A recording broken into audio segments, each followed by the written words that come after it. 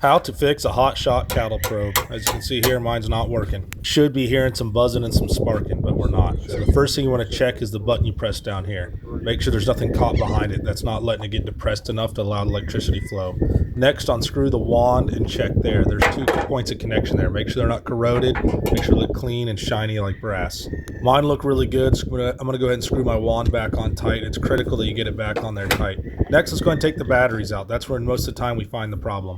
As you can see, my terminals are blue. They're corroded. I left the batteries in too long. Let's go ahead and take the batteries out. The batteries don't look bad.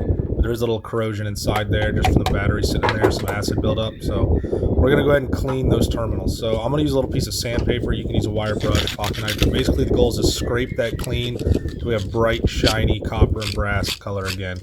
So we're going to go ahead and scrape all 3 of those until we have a good connection, because that's why it's not working. We're not getting a good connection, or at least that's one of the problems. Once we get that done, we're going to go ahead and move on and put our batteries back in. Once we get it completely clean in there, we're going to put our batteries back in. Put them back in the way they came out, you know, positive, negative.